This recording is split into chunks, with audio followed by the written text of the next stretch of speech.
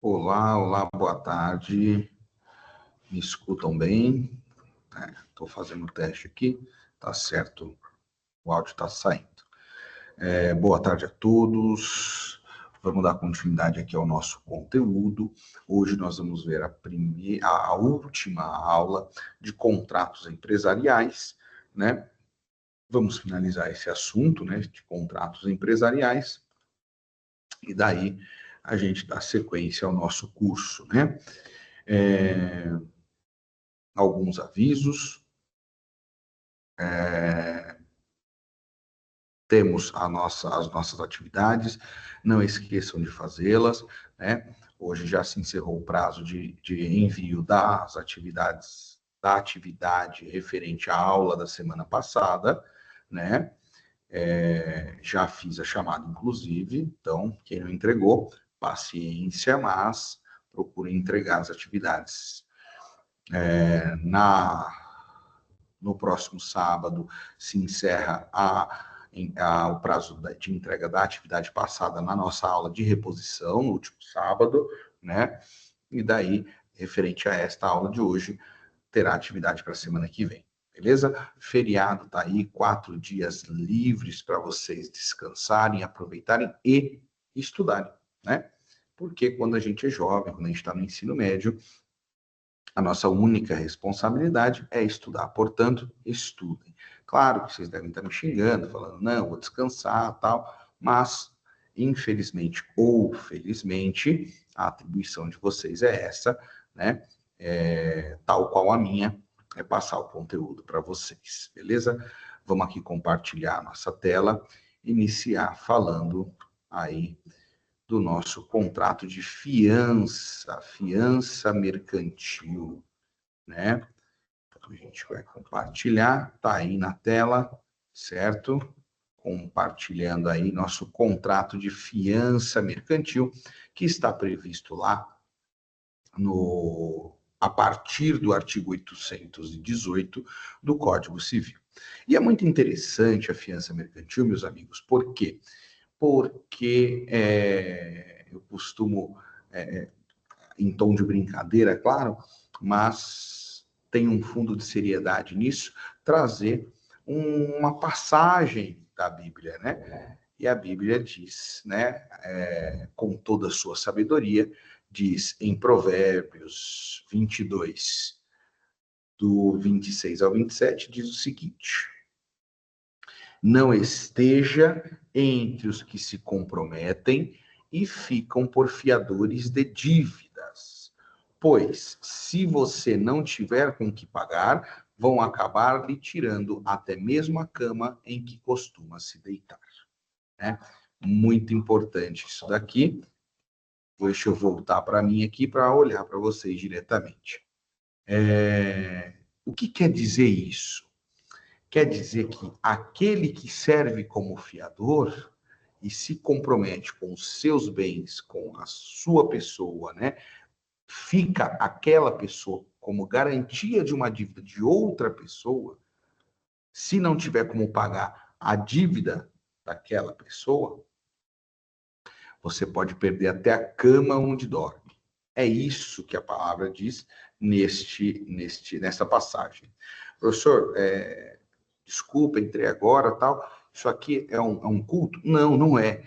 Mas é o fundamento bíblico sobre a fiança. Então, o que é a fiança? O contrato de fiança mercantil é quando uma empresa ela serve de garantia para o pagamento de uma dívida de outra empresa, né? Este contrato também só pode ser feito por pessoas físicas. E de que forma? A forma mais comum é o contrato de aluguel, né? Vamos supor, eu vou lá, alugo uma casa e o dono da casa diz assim: eu preciso de uma garantia, né? O que é garantia? Existem vários tipos de garantia. Uma delas é a fiança, né? Que é o quê? Uma outra pessoa que tenha uma casa equivalente àquela que eu estou alugando, ela serve de garantia para eventual inadimplemento da minha pessoa. Se eu eventualmente deixar de pagar o aluguel, o locador, o dono da casa, pode executar os bens do fiador. Entenderam agora por que a Bíblia escreveu aquilo? Não esteja entre os fiadores, entre aqueles que se comprometem ao pagamento de dívida alheia. Por quê? Se não tiverem como pagar, vão te tirar até a cama em que você dorme. Então, se eu, que sou o locatário, não pagar os aluguéis, o dono da empresa, o dono da casa, pode executar os bens do fiador, que nada tem a ver com isso.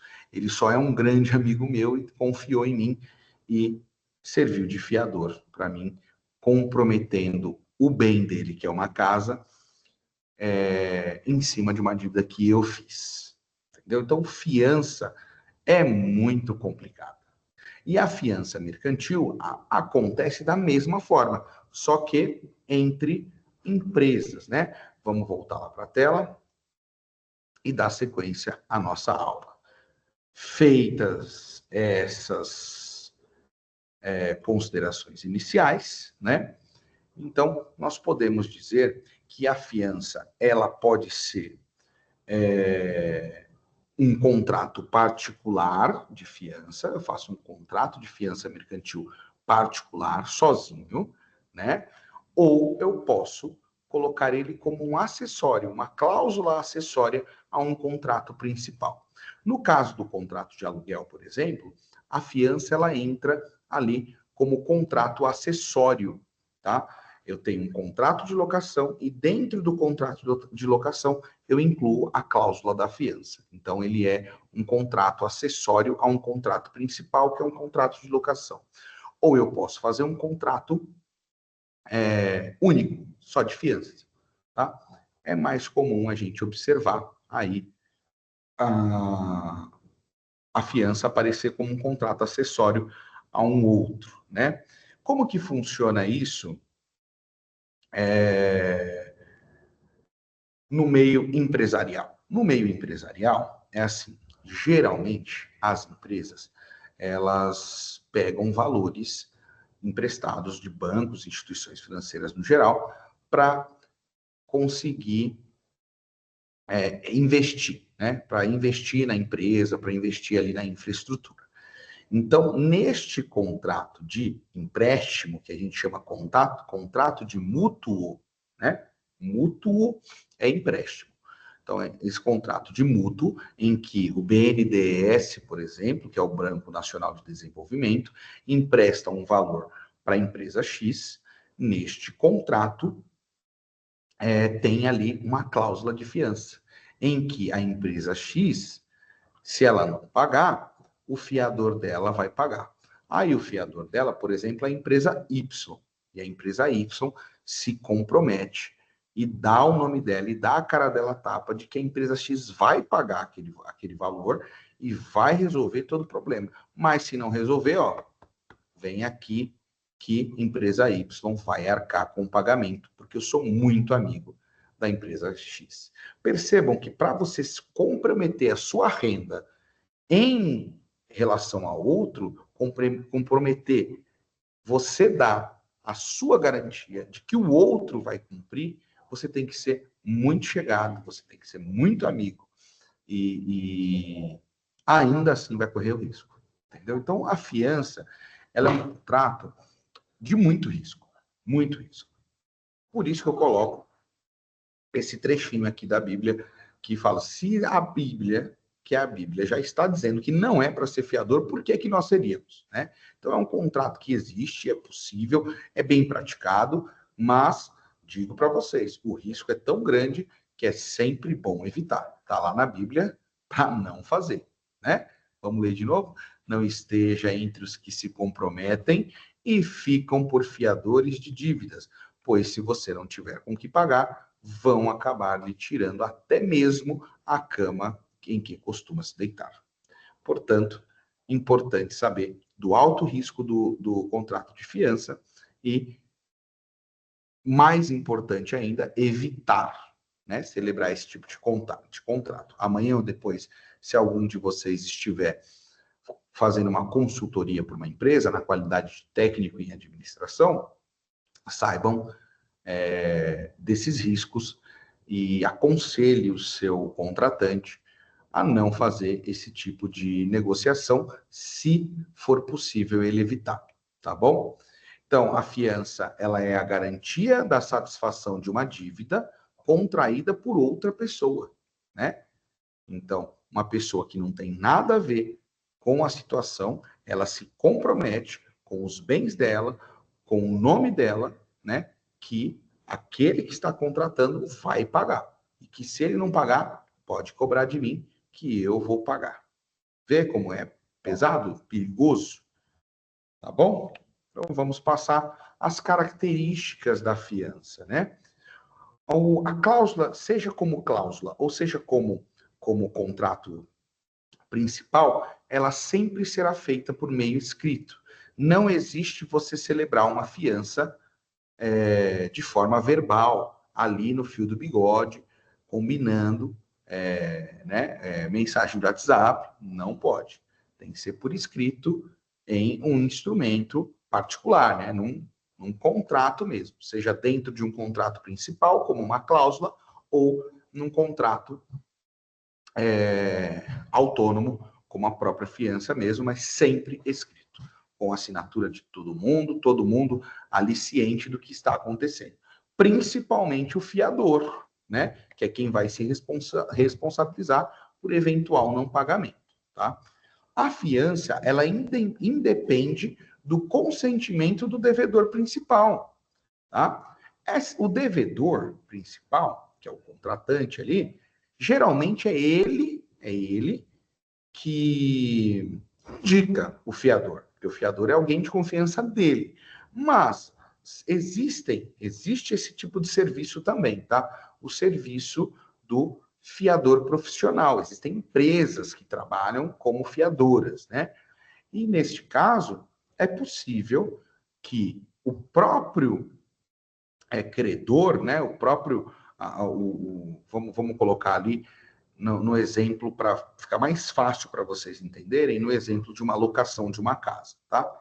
Então, eu estou alugando a casa do seu José, e daí existe essa empresa, eu sei que existe essa empresa de fiadores, né? E eu não encontro nenhum amigo que queira se arriscar por mim ali, ser meu fiador. Aí o seu José, que é o meu credor, eu sou o devedor principal. O seu José é o meu credor, tá? Aí o seu José contrata uma empresa dessas e fala assim: olha, eu gostaria de um fiador de vocês. Manda os documentos, eu só aceito ali e o fiador entra nesta relação, tá? Então, neste caso, quem indicou o fiador não foi eu, que sou o devedor, foi o credor, que é o locador. Então, é isso que esta característica diz, que não depende do consentimento do devedor principal, que sou eu. Se o credor quiser indicar um fiador dele, pode também, e eu não preciso necessariamente concordar com isso. Independente de eu concordar ou não, esse fiador virá a relação jurídica ali, o negócio jurídico que está sendo celebrado. Bom, o credor, que no nosso exemplo é o locador, não é obrigado a aceitar, se não for pessoa idônea, domiciliada no mesmo município da obrigação principal e não possua bens suficientes a garantir o cumprimento da obrigação. O que quer dizer isso? Quer dizer que o seu José, o dono do imóvel que estou alugando, se ele vir que o meu fiador, aí, por exemplo, aí aqui a situação é diferente, aí eu trouxe o meu fiador, falei assim, tem um fiador aqui bom, tal, meu amigo aceitou. Se ele vir que o meu fiador, em resumo, não tem condições de garantir a satisfação daquela dívida, ou seja, se ele não tem condições de cobrar dele, né, e ter sucesso, se eventualmente eu não pagar, né, ele não é obrigado a aceitar. Ele fala, não, este fiador não serve, procure outro. Posso até indicar para você, Eric, mas este que você está me trazendo não serve. Por quê? Porque ele precisa ter uma pessoa idônea. O que é uma pessoa idônea? É uma pessoa honesta, uma pessoa que não tenha nenhum problema jurídico, né, que impeça ela de arcar com aquela dívida, uma pessoa que não tenha impedimentos, né, de forma geral, qualquer tipo de impedimento que dificulte cobrar ela. Então, tem que ser uma pessoa idônea. Ela tem que estar domiciliada no mesmo município em que a gente está fazendo um contrato. Se eu estou fazendo um contrato de locação para um imóvel aqui de São Paulo, então essa pessoa tem que morar aqui em São Paulo para facilitar a cobrança dela, entendeu? Facilitar a vida do credor, nosso caso, locador, né? Tem que facilitar. Por quê? Porque já é uma terceira pessoa que o credor nem conhece, que está se obrigando, está se obrigando a pagar uma dívida que não é dela, então tem que ser o mais fácil possível de cobrá-la. Então ela tem que ser idônea, né? Tem que ser domiciliada no mesmo município em que está sendo celebrado o contrato e tem que ter bens suficientes para poder garantir o pagamento daquilo. Por isso que lá no começo da aula que eu falei que eu encontraria um fiador que tenha um imóvel equivalente àquele que eu estou alugando, é isso, é ter bens suficientes para garantir que se eu não, o locatário, né, no caso eu aqui, não pagar, ele pague, né, ou com dinheiro ou por meio da penhora do imóvel dele, entendeu? Por isso que tem que ter esses 3 requisitos. Anotem aí: pessoa idônea, domiciliada no mesmo município do contrato e possuir bens suficientes à garantia do pagamento, tá?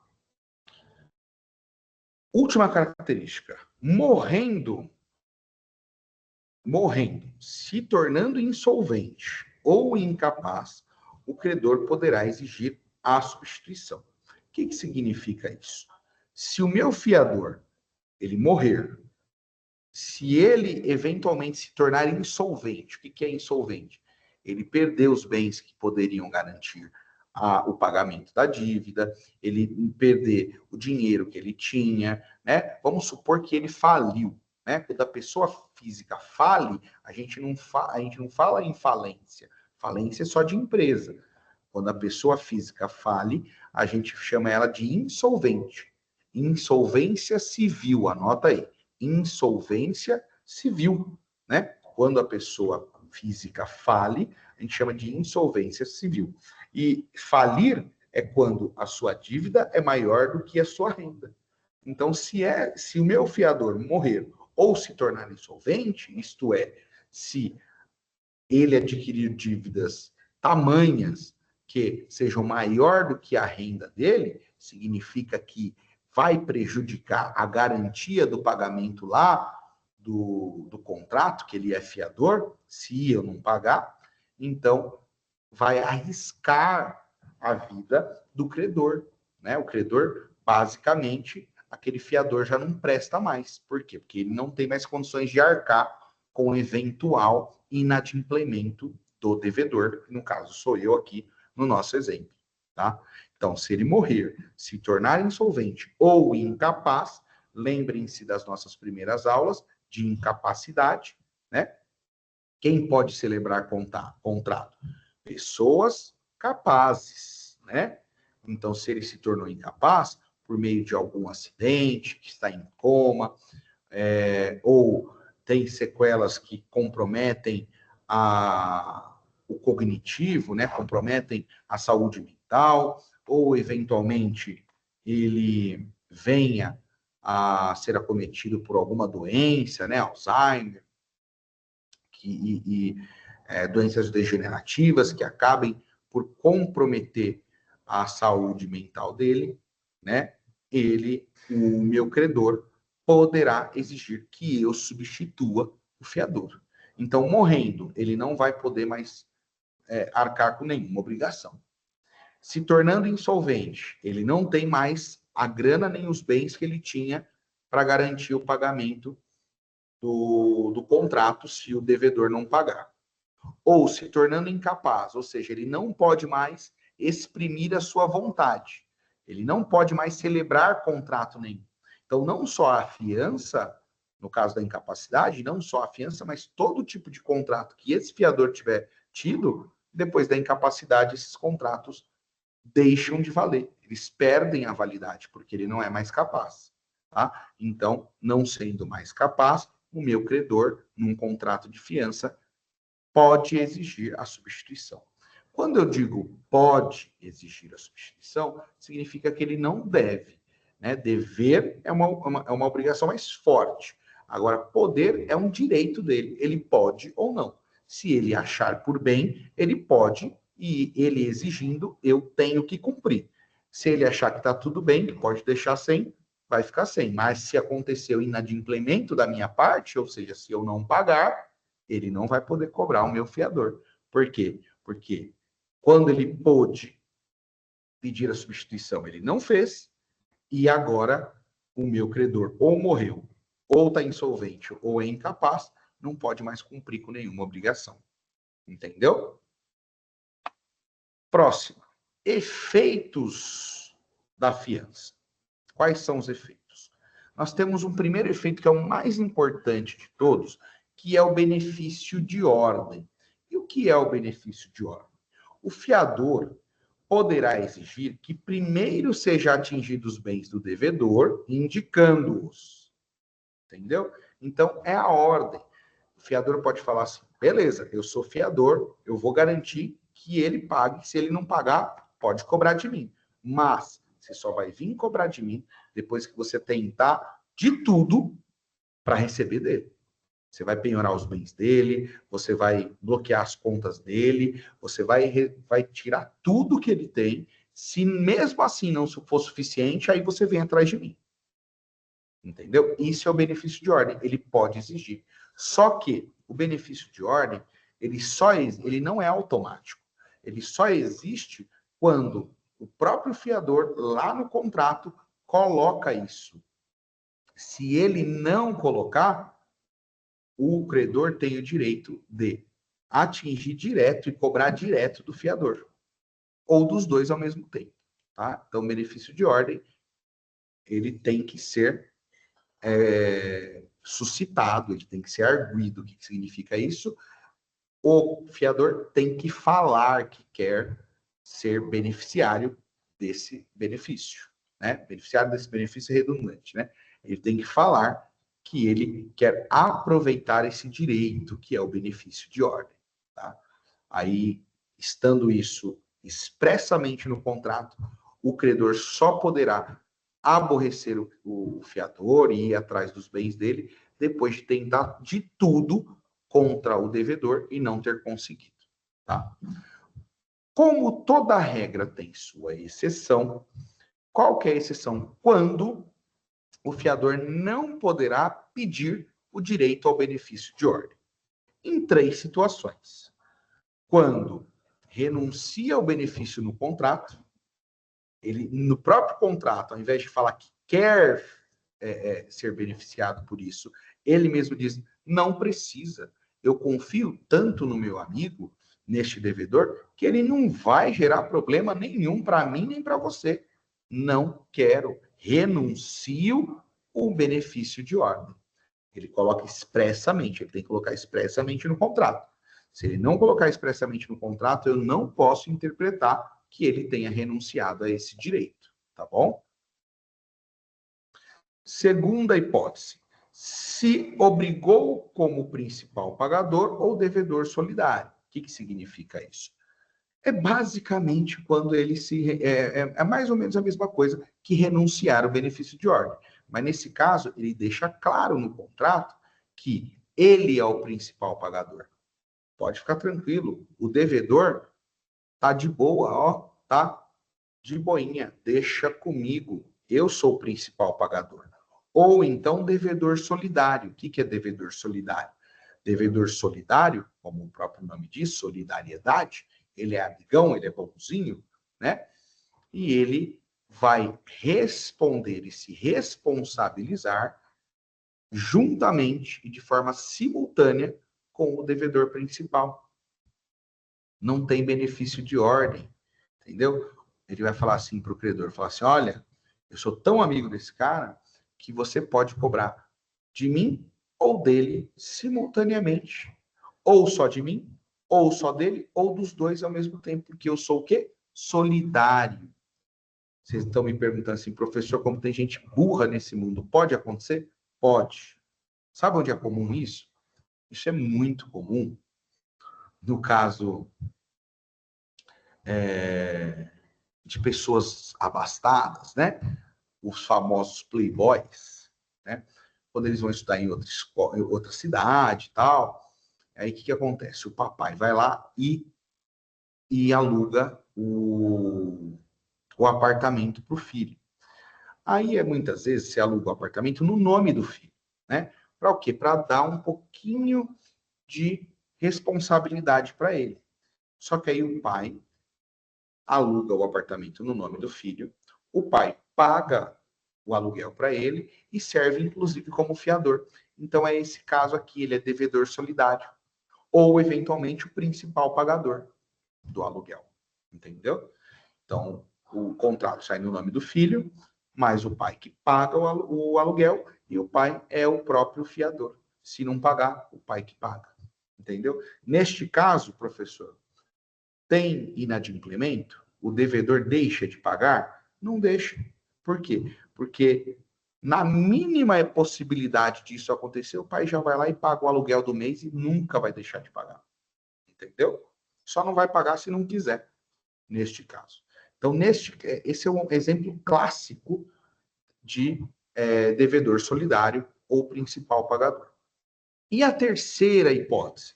A terceira hipótese é quando o devedor é insolvente ou falido.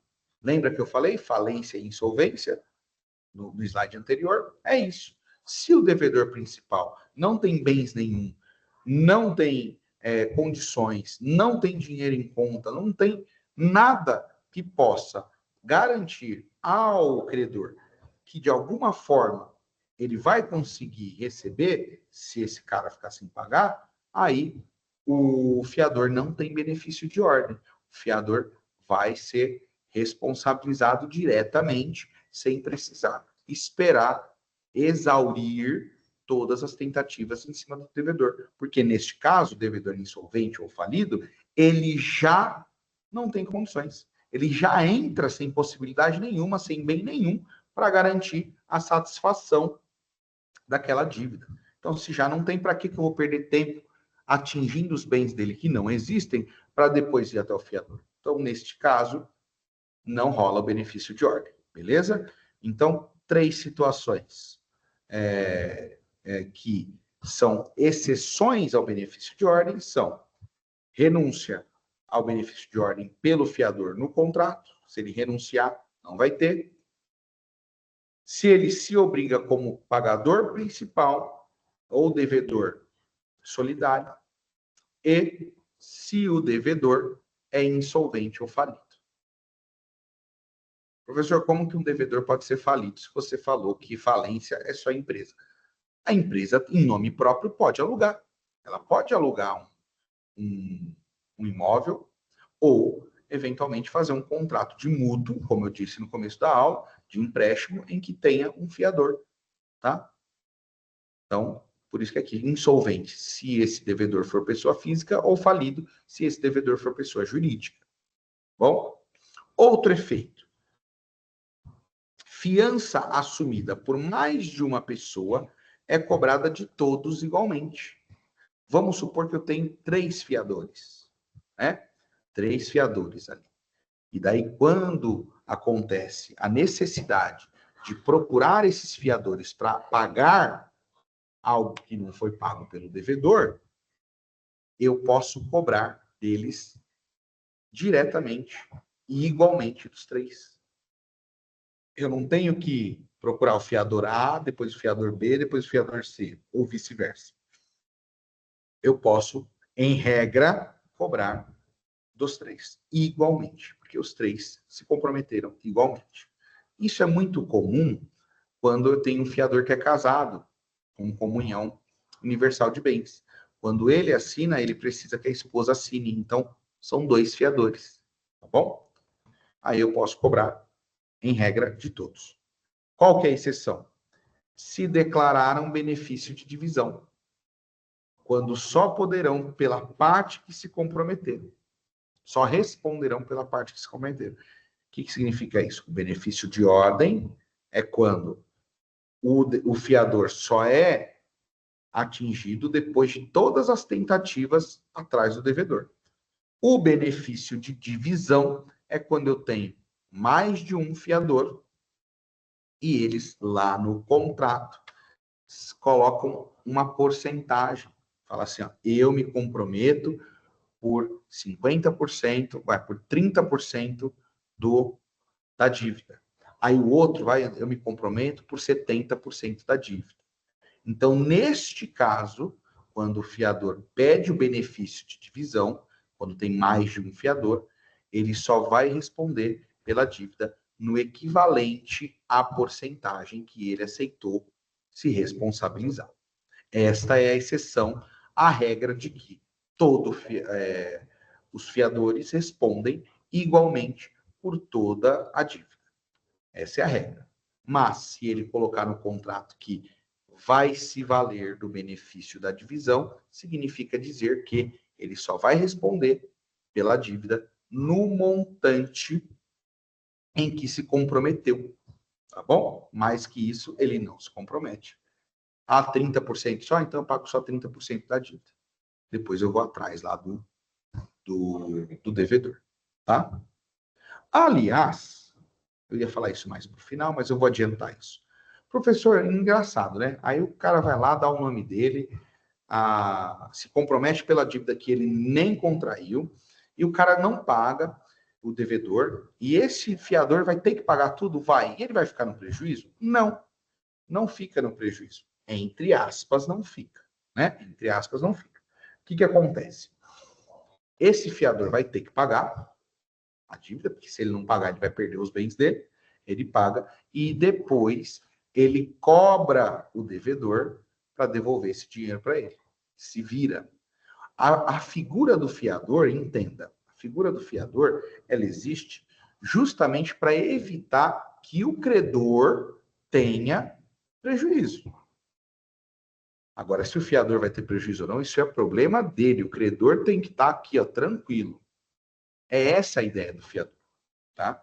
Então, o fiador vai, se compromete pelo pagamento, paga, o credor sai com o seu dinheiro no bolso feliz, sem problema nenhum. Depois começa uma outra relação entre o fiador e o devedor, que não deve mais para o credor, deve para o fiador. Aí ele vai, o fiador vai cobrar do devedor quanto ele teve que pagar lá para o outro, tá bom? Então, entre aspas, ele não fica no prejuízo. Ah, professor, então, mas se o devedor não tiver dinheiro, não teve dinheiro para pagar nem o primeiro contrato, vai pagar o fiador? Aí já é outra questão. Aí o fiador se comprometeu, não se comprometeu? Olha aqui, ó. Olha o que diz aqui o Provérbios. Não era para ter feito. Já que você fez, saiba que é BO, é problema. Tá bom? Mais efeitos. O fiador que pagar integralmente a dívida substitui o credor, que é o que eu acabei de falar. Ele paga toda a dívida e ele entra na qualidade de credor daquele devedor. Porque também ele não pode ficar no prejuízo. Ele aceitou tudo, mas ele vai tentar ali da melhor forma conseguir o pagamento para ele, tá? Se o credor deixar de dar andamento na ação judicial, o fiador poderá fazê-lo. O que significa isso? Vamos supor que essa situação passou do controle, já não é mais uma mera negociação entre fiador, credor e devedor. O credor foi lá e entrou com a ação contra o devedor e o fiador está no meio como garantista do contrato e o negócio rolando. Aí o credor chega lá e fala assim, cansei, estou tentando receber, não consigo, então cansei. Como o fiador ele é obrigado a pagar se o devedor não pagar, né? E se ele chegar a pagar, o fiador chegar a pagar, ele vai ter o direito de receber tudo isso de volta do devedor. então ele pode, se o credor deixar a ação judicial para lá, o fiador pode substituir o credor ali e mandar andar com a ação. Agora eu quero que ande com essa ação, agora eu quero ver esse devedor pagar, entendeu? Porque se ele não pagar, eu que vou me prejudicar, então ele tem que pagar. Então o fiador pode sim dar andamento na ação. Outra situação. Pode desistir a qualquer tempo, desde que notifique o credor e fique responsável pelos próximos 60 dias. Então vamos supor que este fiador, ali na emoção, né, de querer ajudar um amigo, tal, não sei o que, ele vai lá e assina o contrato e vira fiador. Aí passa um tempo, ele fala assim, vai, um contrato de 5 anos. Aí passa um tempo, ele fala assim, poxa, olha a besteira que eu fiz. Acho que isso vai me dar problema. Ele não tem um tempo de carência. Se ele quiser desistir no dia seguinte, ele pode. Tá? A diferença é o quê? Que ele tem que notificar o credor e falar, credor, coloquei a mão na consciência aqui, ó, e tô vendo que esse negócio não vai dar bom. Então, eu quero sair fora dessa garoa aí, entendeu? Isso aí vai virar chuva e eu quero sair fora dessa garoa antes que me prejudique. Tudo bem. Ele notifica o credor, ele sai, só que os próximos 60 dias ele vai ficar responsável. Se não der ruim dentro dos próximos 2 meses, que seriam 60 dias, tá tudo certo. Passou 60 dias, a fiança perde efeito, o devedor vai ter que, nesses 60 dias, procurar outro fiador ou outra forma de garantia, se o credor aceitar, e tá tudo certo, tá? Então, fiador não tem prazo. Se ele desistir, ele não tem prazo para desistir, ele pode desistir a qualquer momento e não vai ter problema nenhum com ele. Ele não vai ter que pagar multa, nada. A única coisa é que ele, para poder garantir o credor, ele vai ter que ficar responsável pelos próximos 60 dias, que aí é o tempo do devedor procurar outro fiador para substituir ele ou outra forma de garantia, tá bom? Um depósito calção, uma garantia real, enfim. É esse tempo. Tá legal?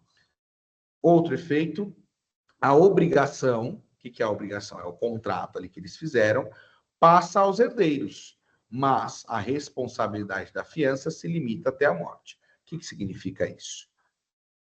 Se o devedor não paga, o fiador é responsável, certo? Isso a gente já sabe, isso já tá bem tranquilo aqui.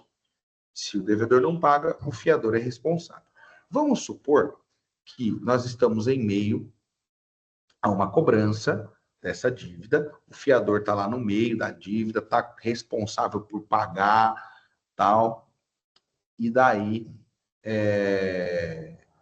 já tem penhora em cima dos bens do fiador, tal, não sei o que, e no meio disso o fiador morre. O fiador morre, vamos supor. O que acontece? Para resolver esse BOzão aí, os herdeiros podem, ou melhor, os herdeiros devem resolver esse BOzão. Inclusive, se tiver que pagar alguma coisa, tem que tirar ali dos bens que o fiador deixou. Beleza? Beleza. Então, se deu BO, deu problema, o fiador tem que, e o fiador morre, os herdeiros têm que resolver ali, tá? Até para poder desembaraçar os bens do fiador. Precisa fazer inventário, precisa distribuir para todo mundo, tá? Então vamos resolver essa dívida aí, tá? E depois ele fica, os herdeiros, né, com o inventário, etc., eles ficam credores daquele devedor, sem problema nenhum. Mas, se estamos em tempos de paz, o devedor está pagando direitinho, não atrasou nada, e o contrato de fiança ainda está vigorando, e esse fiador morre, a fiança acaba automaticamente, tá? Se o fiador está com uma demanda judicial, tentando ser cobrado para pagar, tal, isso vai se estender para os herdeiros e a cobrança será feita em cima dos bens deixados por aquele fiador. Mas, se não estamos nessa fase, estamos numa execução do contrato, tranquilamente, sem problema para ninguém, o devedor está pagando, assim que ele morrer, a fiança também morre com ele. E daí, o credor vai notificar o devedor a substituir esse fiador que morreu. Por quê? Porque a fiança também morreu. Tá bom? Então, a fiança não passa para os herdeiros, mas a responsabilidade de pagar, se tiver neste momento aí de uma fiança, de ter que pagar tal, isso vai passar e vai se limitar ali aos bens deixados pelo fiador. Tá legal, pessoal? Bom, essas eram as considerações que nós tínhamos a fazer. Deixa eu ver aqui. Já consegui fechar o compartilhamento, tá? Por hoje era isso que nós tínhamos que falar. Vou postar esse vídeo, vou postar a atividade correspondente, uma semaninha aí para vocês responderem, tá? E o material é o mesmo desde 3 aulas atrás, tá? Agora, na próxima semana, a gente começa assunto novo, com material novo. Eu estou à disposição aí em todos os canais possíveis, né? E-mail, chat, fiquem à vontade. Qualquer dúvida, estou à disposição. Um grande abraço, um bom feriado para todos vocês, bom descanso e até a próxima. Aqui, nesse mesmo horário, nesse mesmo canal, né? E com esse headphone aqui de helicóptero. Tchau, tchau. Vamos encerrar aqui a nossa transmissão. Encerrar.